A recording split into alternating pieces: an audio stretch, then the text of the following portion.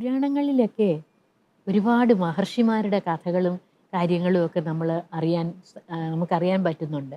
പക്ഷേ മഹർഷിമാരെന്ന് പറയുന്നതും സന്യാസിമാരെന്ന് പറയുന്നതും രണ്ടും രണ്ടർത്ഥത്തിലാണ്. സന്യാസിമാരെന്ന് പറയുമ്പോൾ സർവവും ത്യജിച്ചവരാണ്. അവർക്ക് കുടുംബജീവിതമൊന്നുമില്ല. അവർ കാടുകളിൽ ഇങ്ങനെ നടന്ന് ധ്യാനനിമഗ്നരായിട്ടിരുന്ന് അവരുടെ ജീവിതം അങ്ങനെ ആ മാർഗത്തിൽ കൂടി മോക്ഷപ്രാപ്തിയിലെത്താനായിട്ട് ശ്രമിക്കുന്നവരാണ്. പക്ഷേ മഹർഷിമാരെന്ന് പറയുന്നത് അവർക്ക് കുടുംബജീവിതവും കൂടിയുണ്ട്.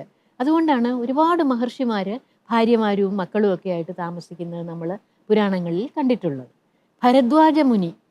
ഭരദ്വാജ മുനിയുടെ മകനായിരുന്നു ദ്രോണർ എന്നു പേരുള്ള ബാലൻ. ഈ ദ്രോണർ എന്ന് പേര് വന്നത്, ദ്രോണം എന്ന് വെച്ചാൽ ഒരു കുടം, മരം കൊണ്ടുള്ള ഒരു കുടം എന്നുള്ള അർത്ഥമാണുള്ളത്. അപ്പോൾ ആ ദ്രോണത്തിൽ നിന്നാണ് ഈ ദ്രോണൻ്റെ ജനനം, ആ കുടത്തിൽ നിന്നാണ് ദ്രോണൻ വന്നത് വെളിയിലെന്നാണ് കഥ പറയുന്നത്. അപ്പോൾ അതുകൊണ്ടാണ് ദ്രോണർ എന്ന് പേരിട്ടത്. അപ്പോൾ ദ്രോണർ ബാലനായിരിക്കുമ്പോൾ ശിക്ഷണത്തിനായിട്ട് പോയ സമയത്ത് അവരുടെ ആചാര്യൻ്റെ കൂടെ പഠിക്കാനായിട്ട് കൂടെ വന്ന ഒരാളായിരുന്നു ദ്രുപദൻ. ദ്രുപദൻ എന്ന് പറയുന്ന ഒരു രാജാവിൻ്റെ മകൻ തന്നെയാണ്. ദ്രുപദൻ ഒരു രാജകുമാരൻ തന്നെയാണ്. അപ്പോൾ ദ്രുപദനും ദ്രോണരും ഒന്നിച്ച് പഠിച്ചവർ, നമ്മളവരെ എന്താ പറയുക, സതീർത്ഥ്യർ ഇല്ലേ? കൃഷ്ണനും കുചേലനും പണ്ട് ഒന്നിച്ച് പഠിച്ചതെന്നൊക്കെ നമ്മൾ കേട്ടിട്ടില്ലേ? അതുപോലെ ദ്രോണരും ദ്രുപദനും ഒന്നിച്ച് പഠിച്ച് ബാല്യം തൊട്ട് കൗമാരമാകുന്നത് വരെ ഇവർ ഒന്നിച്ച് ഒരേ ഗുരുവിൻ്റെ അടുക്കൽ പഠിച്ചൊക്കെ വളർന്നു വന്നവരാണ്. ഗുരുകുലവാസത്തിന് ശേഷം ദ്രോണൻ പോയത് നേരെ കൈലാസത്തിലേക്കാണ്. കൈലാസത്തിൽ പോയി അവിടെ ഉള്ള മഹർഷിമാരുടെ അടുക്കൽ നിന്നും പല വിദ്യകളും പഠിച്ചിട്ട് നേരെ പരശുരാമൻ്റെ അടുക്കൽ വരികയാണ് ചെയ്യുന്നത്. അസ്ത്രവിദ്യയിൽ, ധനുർവിദ്യയിൽ പരശുരാമനെ വെല്ലാൻ വേറെ ആരുമില്ല എന്നാണ് പറയുന്നത്. നമുക്കറിയാം ഇതിഹാസങ്ങളിലെ പല കഥാപുരുഷന്മാരും ആദ്യത്തെ അവരുടെ ശസ്ത്രവിദ്യയുടെ ആചാര്യൻ ആരാന്ന് ചോദിച്ചാൽ പരശുരാമൻ എന്നാണ് പറയുക. ക്ഷത്രിയനായ പരശുരാമനാണ്. ക്ഷത്രിയരാജൻ പരശുരാമൻ ശരിക്കും ദ്രോണരെ അസ്ത്രവിദ്യകൾ പഠിപ്പിച്ച് ദ്രോണരതിൽ പാരംഗതനായി കഴിഞ്ഞിട്ടാണ് തിരികെ മടങ്ങി വരുന്നത്.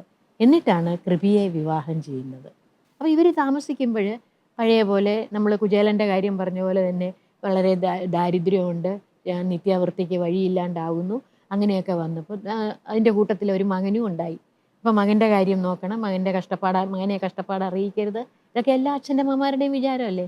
അതുപോലെ ദ്രോണർക്കും തോന്നി, എനിക്കൊരു കുഞ്ഞും ഉണ്ടായല്ലോ, ഇനിയിപ്പോൾ ഞാൻ ഈ കുഞ്ഞിനെ എങ്ങനെ വളർത്തും, എൻ്റെ കയ്യിൽ ധനമില്ല, അതുകൊണ്ടൊരു കാര്യം ചെയ്യാം. പണ്ട് എൻ്റെ കൂട്ടുകാരൻ എൻ്റെ അടുക്കെ പറഞ്ഞിട്ടുണ്ടല്ലോ, എന്താവശ്യമുണ്ടെങ്കിലും ഞാൻ രാജാവായി കഴിഞ്ഞാൽ എൻ്റെ അടുത്ത് വന്നാൽ മതി, എല്ലാം ഞാൻ പരിഹരിച്ചു തരാം എന്നൊക്കെ പറഞ്ഞിട്ടുണ്ടല്ലോ. അപ്പോൾ അതുകൊണ്ട് കൃപിയുടെ അടുക്കൽ പറഞ്ഞു, നീ മോനെ നോക്കണം. ഇപ്പോൾ ദ്രോണരുടെ മകൻ്റെ പേരെന്താണെന്നറിയോ? അശ്വത്ഥാമാവ്. അശ്വത്ഥാമാവ് എന്ന് പേര് വന്നത് വേറൊരു കഥയാണ്. അതായത് അശ്വത്ഥാമാവിനെ പ്രസവിച്ചു കഴിഞ്ഞപ്പോൾ സാധാരണ ഭൂമിയിലേക്ക് പിറന്ന് വീഴുന്ന സമയത്ത് കുഞ്ഞുങ്ങൾ കരയില്ലേ? ആ കരച്ചിലിന് ഒരു പ്രത്യേകതയുണ്ടില്ലേ? ഈ കുഞ്ഞ് കരഞ്ഞത് കുതിര കരയണ പോലെയാണ്. ഒന്ന് ആലോചിച്ച് നോക്കൂ, കുതിര കരയണ പോലെ ഒരു കുഞ്ഞ് കരഞ്ഞാൽ എങ്ങനെ ഇരിക്കും? അതുപോലെ കുതിര കരയുന്നത് പോലെ കുഞ്ഞ് കരഞ്ഞത് കൊണ്ടാണ് അശ്വം എന്ന് പറഞ്ഞാൽ കുതിരയാണല്ലോ. അപ്പം ദ്രോണര് കുഞ്ഞിന് പേരിട്ടത് എന്താണ്? അശ്വത്ഥാമാവ്. അപ്പം കൃപിയോട് പറഞ്ഞു, മോനെയും കൊണ്ട് നീ ഇവിടെ നിൽക്ക്, വീട്ടിലിരിക്കുക, ഞാൻ എൻ്റെ കൂട്ടുകാരനെ കണ്ട് എന്തെങ്കിലും സഹായം കിട്ടുമോ എന്നുള്ളത് അറിഞ്ഞ് വരാം എന്ന് പറഞ്ഞ് ദ്രുപദ രാജാവിൻ്റെ അടുത്തേക്ക് ദ്രോണർ പോവുകയാണ്. ദ്രോണർ രാജാവിൻ്റെ കൊട്ടാരത്തിൽ ചെന്നു. അപ്പോൾ ആദ്യമൊക്കെ പട്ടാളക്കാരൊക്കെ കാവൽ നിൽക്കുന്നില്ലേ, അവരൊരു മുഷിഞ്ഞ വേഷത്തിൽ ഒരു ബ്രാഹ്മണൻ വരുമ്പോൾ ഇതാരാണ്, ഇങ്ങോട്ട് കയറാനൊക്കില്ല എന്നൊക്കെ പറഞ്ഞ് തടസ്സപ്പെടുത്തിയേക്കും. അങ്ങനെ തടസ്സപ്പെടുത്തുകയും ചെയ്തു. അങ്ങനെ ചെയ്തപ്പോൾ ദ്രോണർ പറഞ്ഞു, ഞാൻ ഇവിടുത്തെ രാജാവിൻ്റെ സതീർത്ഥ്യനാണ്, ഞങ്ങൾ ഒന്നിച്ച് എത്രയോ കാലം ഗുരുകുലത്തിൽ കഴിഞ്ഞിട്ടുള്ളതാണ്, എന്നെ കാണാൻ വരണമെന്ന് പറഞ്ഞിരുന്നു, അതുകൊണ്ടാണ് ഞാൻ വന്നത്, എന്നെ നിങ്ങൾ അകത്തേക്ക് കടത്തിവിടണം എന്ന് പറഞ്ഞു. കടത്തിവിടണം എന്ന് പറഞ്ഞപ്പോഴേക്കും പിന്നെ ഇത്രയൊക്കെ പറഞ്ഞപ്പോൾ പട്ടാളക്കാരെന്ത് ചെയ്തു? ദ്രോണരെ അകത്തേക്ക് കടത്തിവിട്ടു. അകത്തേക്ക് കടത്തിവിട്ട് കഴിഞ്ഞാൽ അപ്പോൾ ദ്രോണര് ഇപ്പം മനസ്സിലെന്താണ്? എന്നെ കാണുമ്പോൾ ഇപ്പം ദ്രുപദൻ ഓടി വരും, കൂട്ടുകാരാന്ന് വിളിച്ചെന്നെ കെട്ടിപ്പിടിക്കും, സമാധാനിപ്പിക്കും, എന്താണ് ആവശ്യം എന്ന് ചോദിക്കും, വലിയ രാജകീയമായ സ്വീകരണം എനിക്ക് കിട്ടും എന്നൊക്കെ വിചാരിച്ചുകൊണ്ടാണ് ഇങ്ങനെ കൊട്ടാരത്തിൽ ആ സഭയിലേക്ക് ഇങ്ങനെ രാജസഭയിലേക്ക് ഇങ്ങനെ ചെല്ലുന്നത്. ചെല്ലുമ്പോൾ ദ്രുപദർ നേരത്തെ തന്നെ കണ്ടു ദ്രോണർ ദൂരേന്ന് വരുന്നത്. അപ്പോൾ ദ്രുപദരുടെ ഉള്ളിൽ എന്താണെന്നറിയോ? ഇയാളെന്തിനാ ഇപ്പം ഇങ്ങോട്ട് വന്നത്? എൻ്റെ പഴയ കൂട്ടുകാരനാണെന്നും പറഞ്ഞപ്പോൾ കയറി വന്നു കഴിഞ്ഞാൽ ഞാൻ രാജകുമാരനൊക്കെ ആയിട്ട് രാജാവായിട്ടൊക്കെ ഇരിക്കുകയല്ലേ, എനിക്കൊരു നാണക്കേടല്ലേ ഇയാളെ അറിയാമെന്ന് പറയുന്നത്. അപ്പം ദ്രുപദൻ്റെ മനസ്സിലെ ആ ഒരു ക്ഷുദ്ര ബുദ്ധി കൊണ്ട്, ആ അഹങ്കാരം കൊണ്ട് ദ്രുപദൻ എന്തു പറഞ്ഞു? ദ്രോണരിങ്ങനെ സതീർത്ഥ്യാന്നൊക്കെ വിളിച്ചപ്പോൾ, സതീർത്ഥ്യനോ?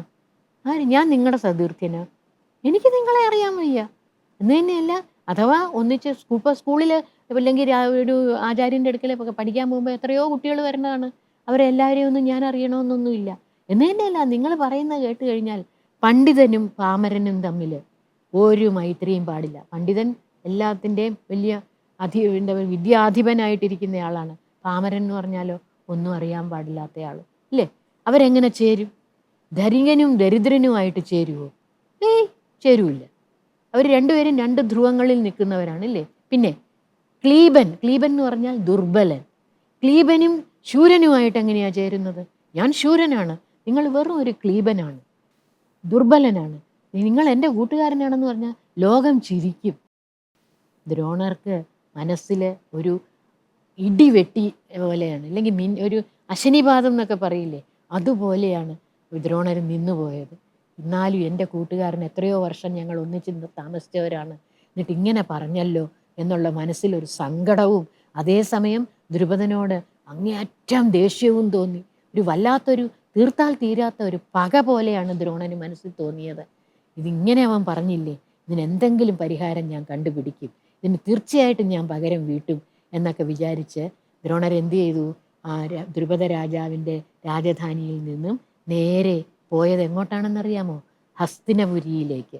ഹസ്തിനപുരിയിൽ കൃപിയുടെ സഹോദരനായ കൃപാചാര്യർ അവിടെ ഭീഷ്മർ പറഞ്ഞിട്ട് പാണ്ഡവന്മാരെയും കൗരവന്മാരെയും ആയുധവിദ്യ പഠിപ്പിക്കാനായിട്ട് അവിടെ താമസിക്കുന്നുണ്ട്.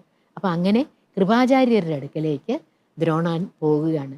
ആ ദ്രോണനാണ് പിന്നെ ഭാരതയുദ്ധത്തിൽ ഒരു ഭീഷ്മർക്ക് ശേഷം സർവ്വസൈന്യാധിപനായി വന്നതൊക്കെ.